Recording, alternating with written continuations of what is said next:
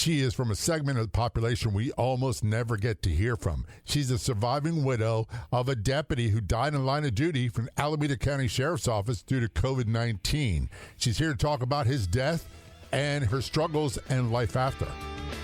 Welcome to the Law Enforcement Talk Radio Show. In the Law Enforcement Talk Radio Show, we are joined by special guests talking about their experiences, the realities of investigating crimes, plus those who have experienced horrendous trauma. Police, first responders, military, and victims of crime share their stories. Hi, I'm John J. Wiley. In addition to being a broadcaster, I'm also a retired police sergeant. Be sure to check out our website, letradio.com, and also like us on Facebook. Search for the Law Enforcement Talk Radio Show.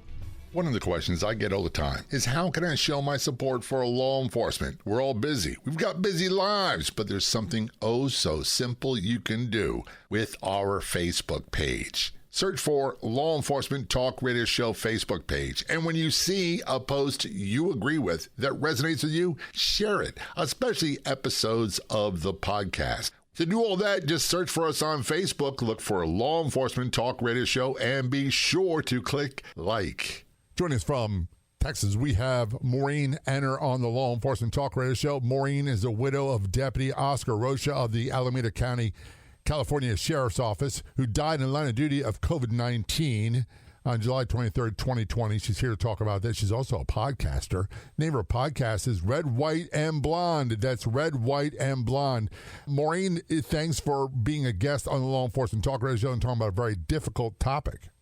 Yes, thank you so much for having me. I appreciate you giving me the time to tell my story, and I really appreciate it. Well, it's not that often we get to talk to survivors, and it's unfortunate it does happen, but that's unheard of segment of society. And I got to say this right now because I'm a little familiar with your story.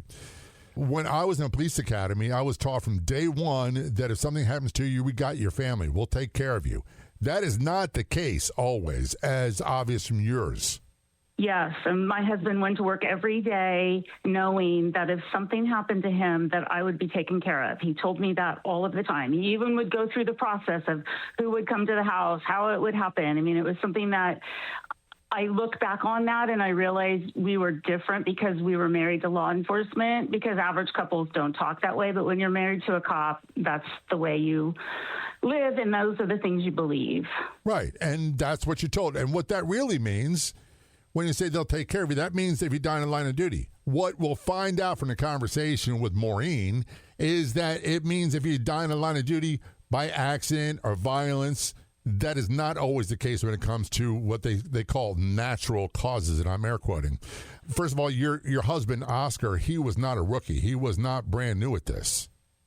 No, he had 25 years. He was going to retire in January, and he died in July. We were going to be moving to Texas, and he got sick with COVID very early on. The country shut down in March, and he had his first symptoms in April. So he got the first wave of it. It was very deadly, and he died very quickly. So,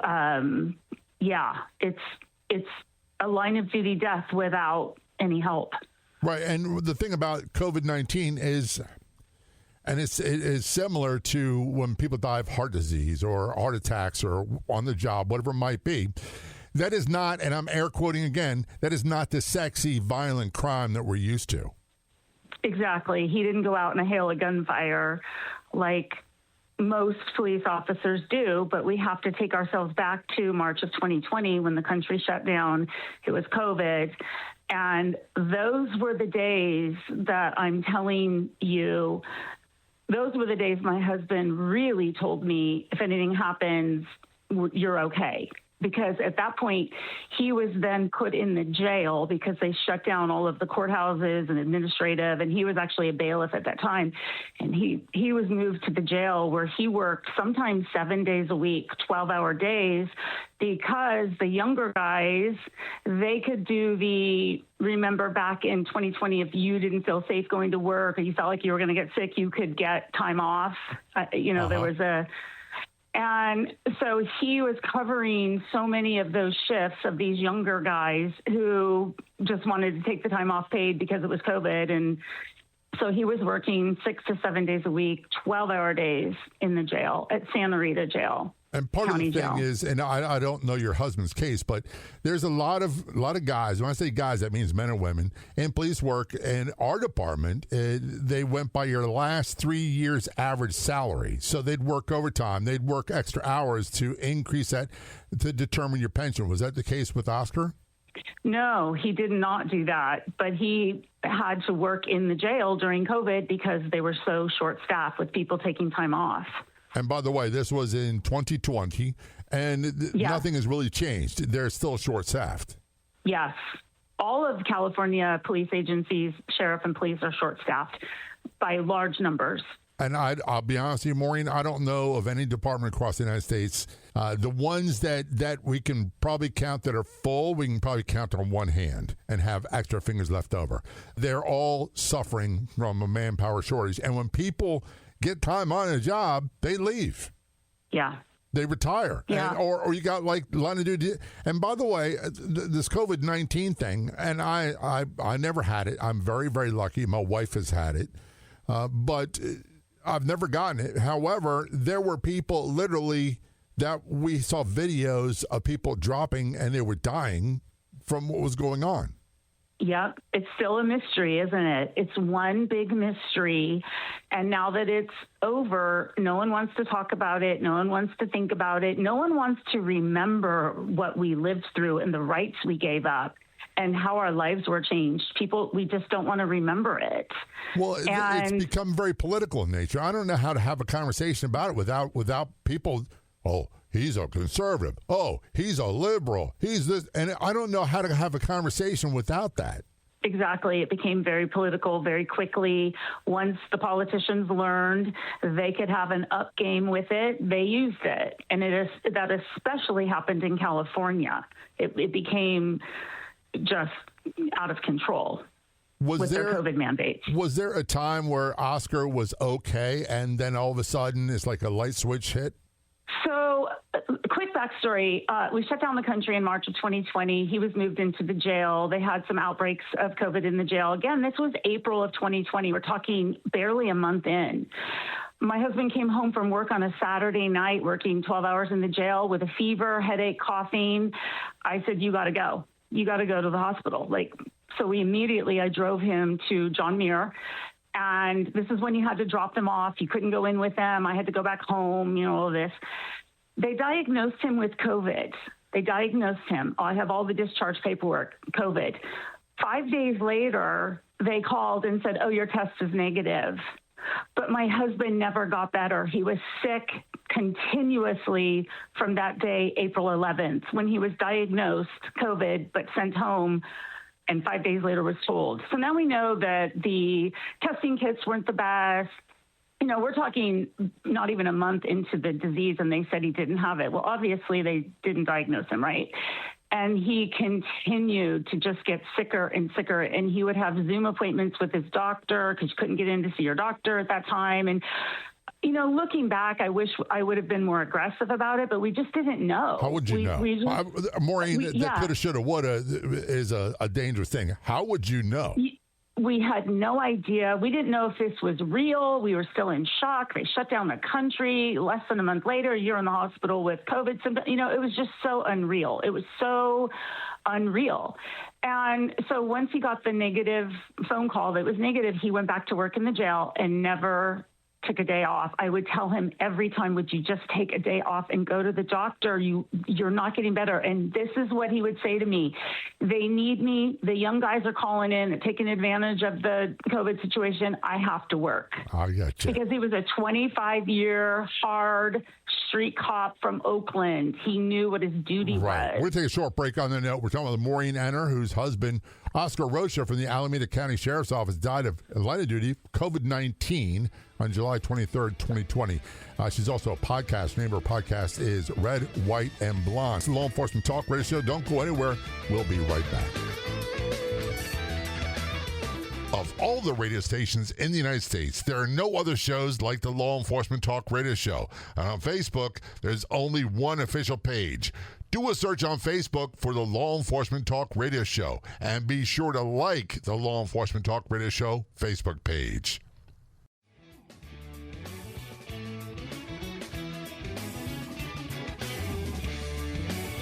Return a conversation with Maureen Ennor on the Law Enforcement Talk Radio Show. Contact us from Texas.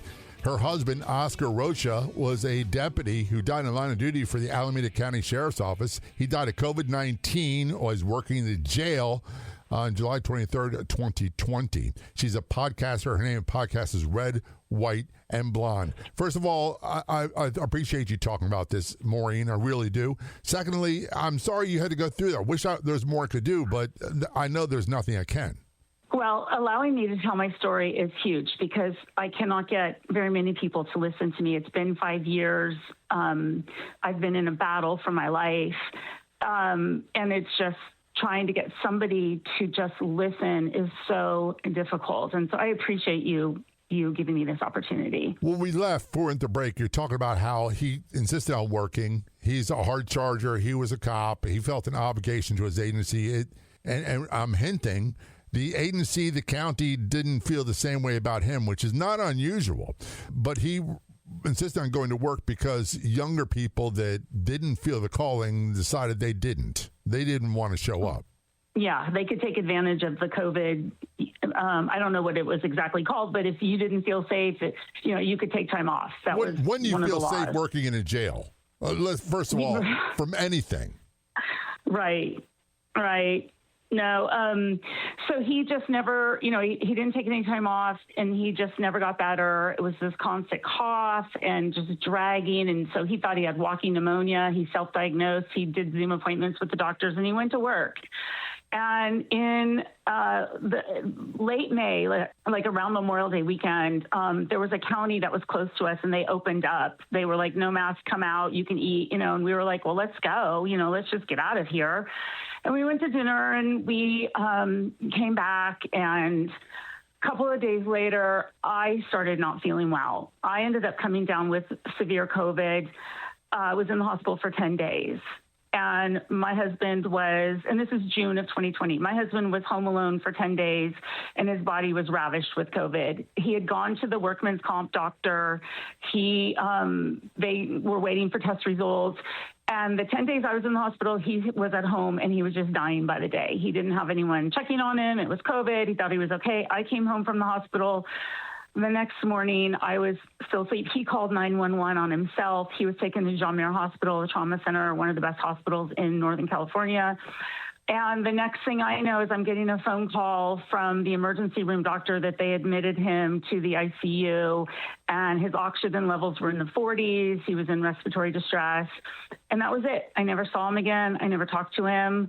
I got daily phone calls from nurses and doctors with updates. I sincerely know, looking back on that now, the doctors didn't even know what they were talking about. It was very sad. It was a very, very sad time in our lives. It was just nobody knew anything. I remember during that time that if a lot of people, and there's no way of sugarcoating this, a lot of people died alone because their loved ones couldn't come visit them, couldn't be with them. Right. Was that the situation with you? No, I was very lucky. I was in media in California. I've lived there my whole life. I know really good people. And it was actually Harmeet Dillon, who's now working for the Justice Department.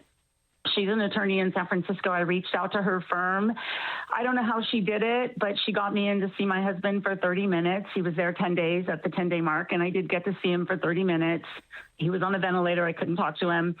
And I was very fortunate the night he died. His sheriff's department, his sheriff, they came in and they made a pretty hard stand and they let us in. So I got to be with him when he took his last breath. My son was there on the other side of the glass door from ICU. They would not let him in. And I'm going to tell you, this story brings a tear to every cop's eyes. My husband died the moment the motors rolled up under the hospital window. They rolled up and they made this huge noise. Maureen, stop. Yes. And I went to the window and I looked out because I didn't know what it was. It was so noisy. And I said, honey, your motors are here. And I turned and he died on that exact moment, the moment the motors got there. Yeah. So he was just a cop to the end. He waited for his backup. And here's the thing that, Maureen, I don't know, and I've talked to a few widows, and they're generally female, not always, but generally. And usually the officer, their loved one was dead when they arrived at a hospital, or they got the notification at the door. You didn't get that. It was a slow thing, but the end result was the same. Yes. And I remember his commanding officers and sergeants and everybody kept telling me that night, if it wasn't for COVID, we would have been here the whole time. And I kept telling them, if it wasn't for COVID, we wouldn't be here at all. So don't make this comparison, right. Which I know they were trying to make me feel good, but it was like, and I have to say every single agency in the Bay Area showed up. He had a 6-mile procession leaving the hospital. They took him back to Oakland. It was just what they do is amazing. They show every bit of support and pageantry and all of this, but the minute the funeral is over, you don't ever hear from them again. I would be in touch with some of the guys, but it's just they know how to do all of that very well. Oh yeah, that's quite the scene. Yeah. It's almost like their campaign, their campaign reels that they use. And believe me, I was very grateful for it. It was unbelievably beautiful how and my husband did get to have a beautiful funeral outside at an amphitheater at the fairgrounds, but California would not allow a religious ceremony. It had to be called a celebration of something. It could not have any religion tied to it. Otherwise, we would not have been able to gather. Can you believe that? Yeah. In this country, the freedom of religion is one of the basics. Freedom of speech is another. The right to keep and bear arms is another one. And I'm not surprised how, look, without getting on my soapbox, and I have a tendency to do that, so I'm trying really hard not to. It is not a surprise to me that politicians didn't take advantage of this COVID thing. That they didn't? No, no. I'm being sarcastic. And what do you mean by that? They did for they certain. Didn't. Oh, yeah. Oh, yeah. No, you tricked me there for a minute. Yeah, and strip clubs and liquor stores were open, but churches were not. Yeah, and here's the thing that a lot of people don't get, and I'm as guilty as the next person, that with COVID-19, when we think of police officers, sheriff's deputies, state troopers, we think of them being in a patrol car by themselves. We don't think of them being in a jail where things are heavily transmitted, and health conditions are always an issue. Yep.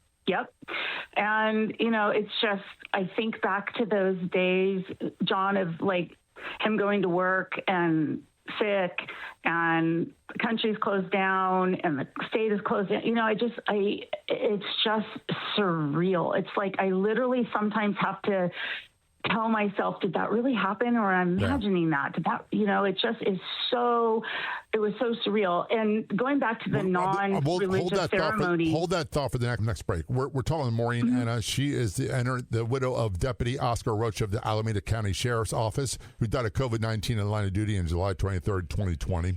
She's also a podcast. The name of her podcast is Red, White, and Blonde. This is Law Enforcement Talk Radio Show.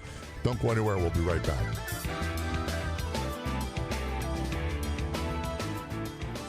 There are more than 700 free podcast episodes of the Law Enforcement Talk Radio Show. Episodes are converted to a free podcast after airing on radio. You're bound to find a podcast episode that suits you at letradio.com, letradio.com. That's letradio.com.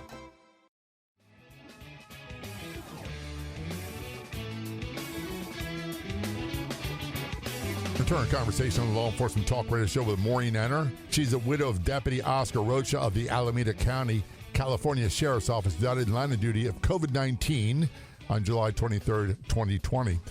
She also has a podcast. The name of her podcast is Red, White, and Blonde. Maureen, one of the things that There's so many things to unpack about your story. I automatically think of deaths by gunfire, stabbing, car accident, heart disease. I don't think of COVID-19. However, when we look back, and I don't have the numbers in front of me, two of the most deadliest times for police in America were during COVID-19. We had a lot of police die. When I say police, that's all aspects of law enforcement. We also had, on September 11th, 2001, a lot of police died. Before that, the 70s and 80s were far more violent, far more traumatic than what's going on now. And I believe it was the 1930s that was the high mark for police dying in the line of duty. But I don't think COVID-19. And you've encountered some problems as a result of that. Yes. So my husband was 25 years, Alameda County Sheriff. They have a pension fund within the county. It's called Becerra, Alameda County. I don't even know, enrollment of agent, but it's called Becerra. He did not get CalPERS. It was Becerra. And the day after he died, I didn't know what to do. I didn't call anybody, but little by little it came to me, and finally Becerra, and they told me they had to do an investigation. Now, there was a Cal OSHA investigation. Cal OSHA found the Sheriff's Department liable, and the Sheriff's Department was found liable and did pay me a small amount of money.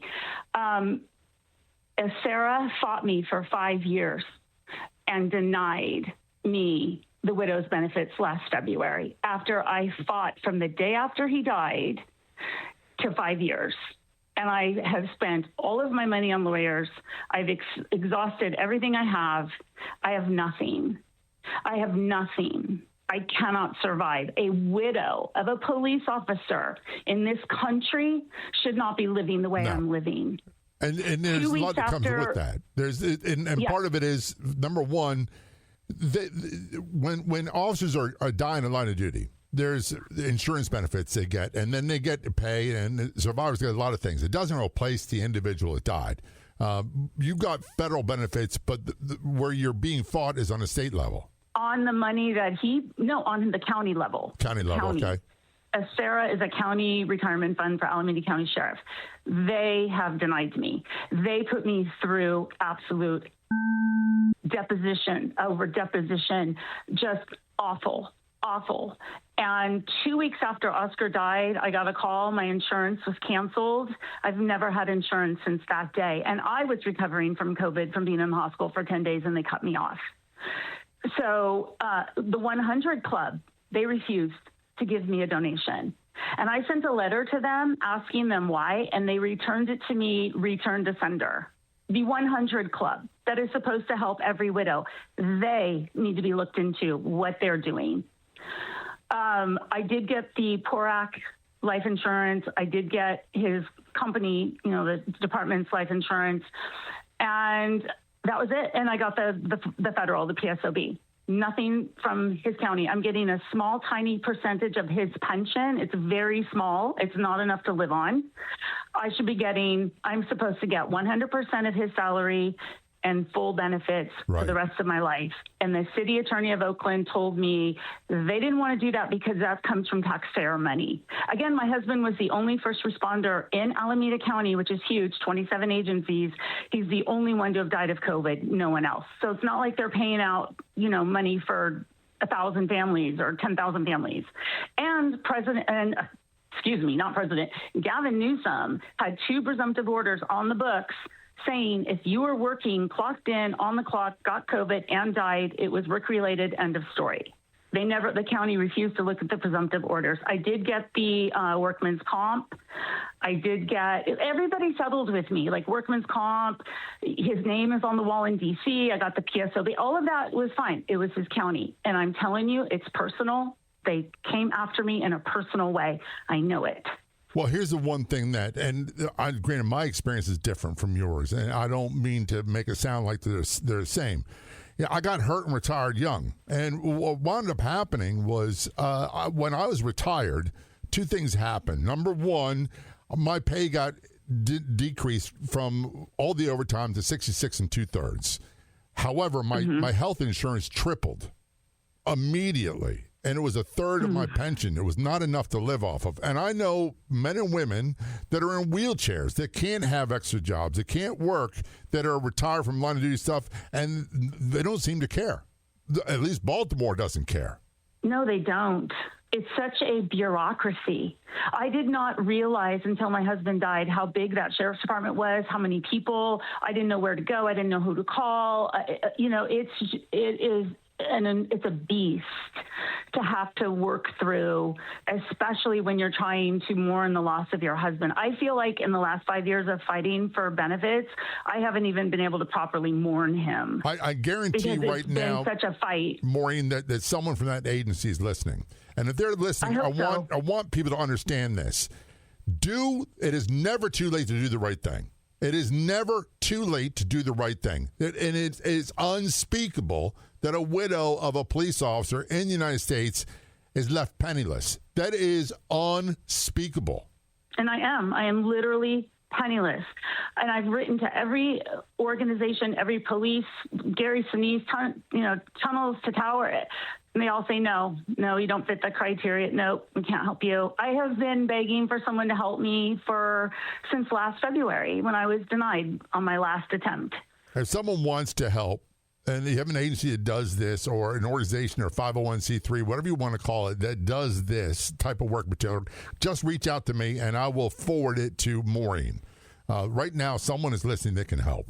I hope so, because, again, a widow in the United States, a police widow, fireman widow, and we should not be living this way. We should. Well, you're not the only one, I'm sure. This way. If we look at firefighters alone, how many firefighters died from COVID-19?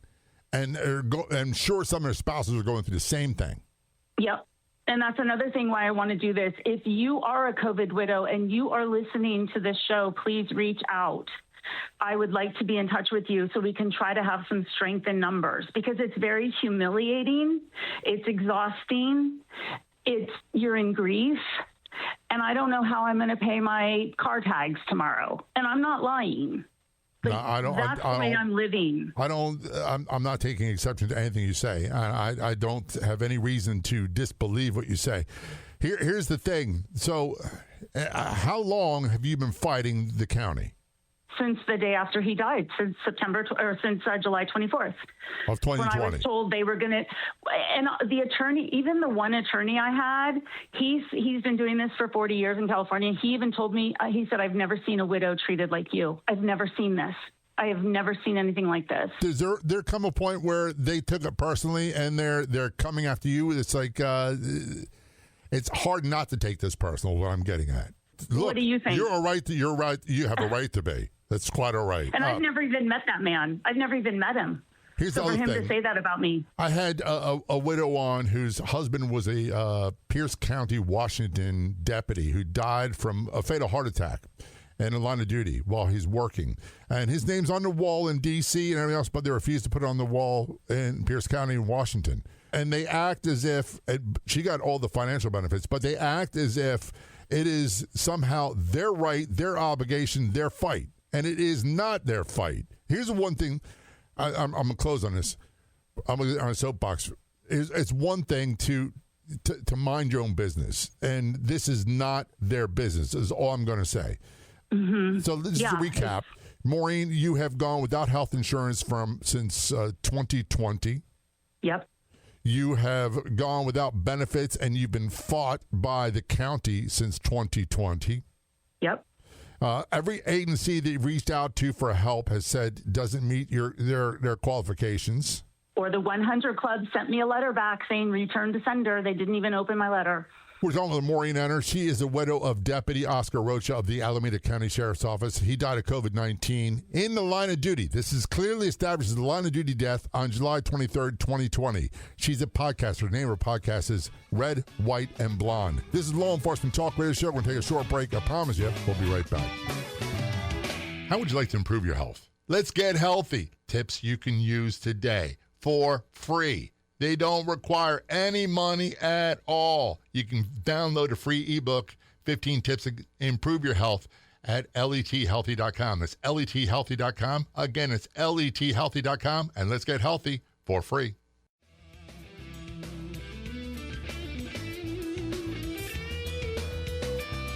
Content is from Texas. We have Maureen Ennor. She is the widow of Deputy Oscar Rocha of the Alameda County, California Sheriff's Office. Died in line of duty of COVID-19 while working in jail on July 23rd, 2020. She's also a podcaster. The name of her podcast is Red, White, and Blonde. I should name mine show Red, White, and White because I got white hair. I got no blonde. No, maybe if I bought it in the store, I could have some, but I started graying at 28, and now I'm, like my wife calls me, Barry White, because I'm very white. Well, I'm not a natural blonde, so you could become blonde too. I'm glad we have a moment of levity we can laugh, because this is a heartbreaking story. Number one, I want people to understand this, and it's really easy to be skeptical. And some of the bosses, some of the powers that might be, are apparently very skeptical about COVID-19. When you work in a jail and you're exposed to this and people are breathing on you, you don't have anywhere else to go. And the fact that you get a highly contagious disease and die from it is not shocking. No. And they wanted to turn it into something I did.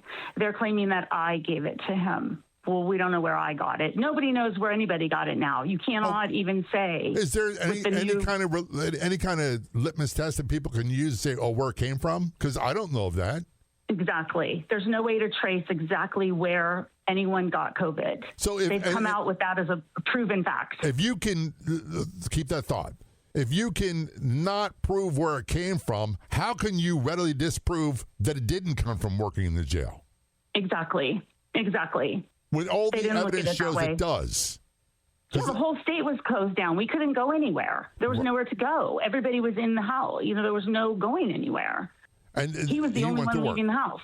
Yeah, because I remember, I try not to, but I remember back then where I worked in radio, and I went to work and went home because there was really, and Florida was wide open compared to a lot of other states, but it was not a situation where you could say, oh, let's go out to have dinner. Yeah, no. Yep, it was totally shut down. So, again, if this can't be proven where it came from, it can't be disproven where it came from.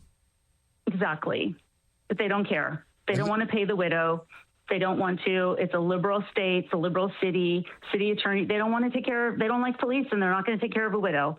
That's my theory. I lived there. And you lived there for how long? My whole entire life. Oscar and I were both born in San Francisco. He died when we were 56. We grew up together. We went to high school together. We did not date. We were not friends. We married much later after high school. But he was a native Californian too his whole life.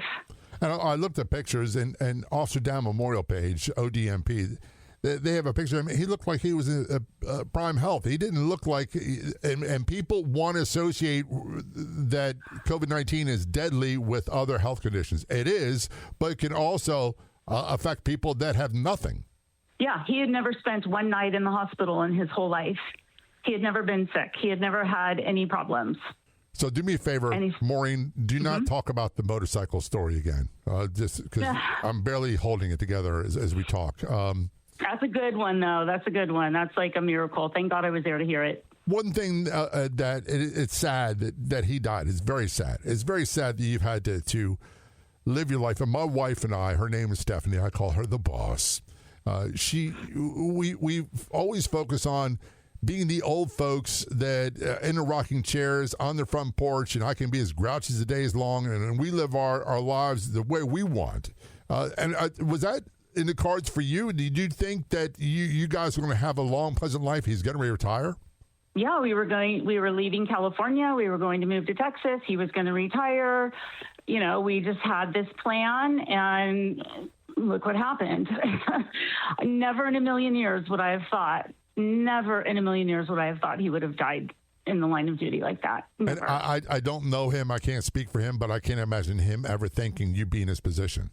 No, and I think that he would be worried. And, one of the last things I said to him when he was dying was I said, it's okay, I will take care of everything. Because he always worried about me. He was always worried if something happened to him, he didn't think I was going to be okay. So those were my last words to him. I reassured him, go in peace, and I will be okay. I will take care of everything.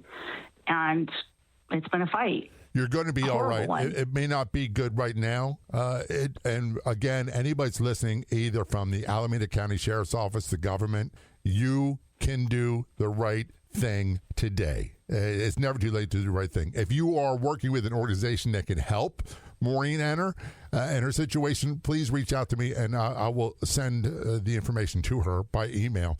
It's jay@letradio.com. That's jay@letradio.com. Or just go to our website and the Contact Us page. That's letradio.com. Maureen, I'm sad that all this stuff has happened. I'm sorry that Oscar died in the line of duty, but I'm really sorry that the agency is fighting you.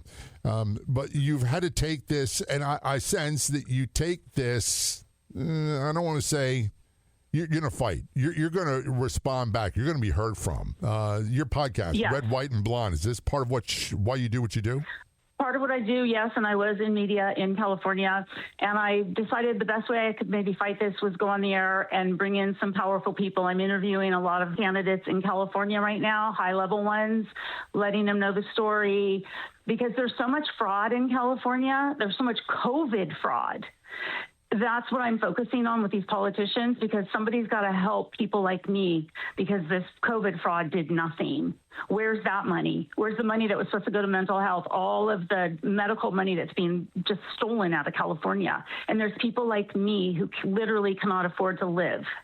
That's the thing that's really troubling. And by the way, I'm not going to believe that that it's a partisan issue. It doesn't need to be, because on one side of the problem, say, oh, great, I'm a conservative, I do this, I do that, I fight for this. Great, you're also part of the problem because you haven't fixed it. Right. Well, there is that too. But girl, we got to have hope, right? You got to have hope. You do. Otherwise, what's the option? You're going to give up? Yeah. Yeah, and there's many days that I have felt like I wanted to in the last couple of months. It's been very difficult. I can't even afford to go back to D.C. for Police Week. I cannot even afford to go back to participate in Police Week because I can't afford it. And, you know, you live for 5 years with a certain amount of money that was given to me, which I'm grateful for, but you live, buy a house, live day to day, and then pay these enormous legal fees. And in 5 years, I don't know how it's possible. And by the way, I hate to bring my wife again, but we're doing very well. I'm earning far more than I ever have in my life. However, it still doesn't get rid of the fear of financial insecurity that I've always lived with. And we had a conversation the other day. Wouldn't it be nice if you needed tires in the car and you didn't have to worry about the finances? Yep. That's what we're talking about. We're not talking about being independently wealthy. We're talking about not having to worry. Just to be able to live and maybe go back to D.C. for Police Week. Like, that's what I'm talking about. All this pageantry and everything is great, but there's people that are literally, they can't survive. I cannot survive this way. There are companies anymore. Right now that can hire you, that can donate, that can do all kinds of things to help your plight. By the way, you worked in media for a long time. You're media savvy. You got through to me, which is easier said than done. Yeah. No, I know how to do it. I do know how to get on air. I do know how to do that. But you know what? I wasn't ready. It was only a few months ago that I was like, you know what? Okay, I'm ready. It took me a long time. His death took a lot out of me. This fight has taken a lot out of me. And now I'm finally feeling like I can do this. I can really fight. Because before I couldn't. I was still broken. By the way, check out her podcast.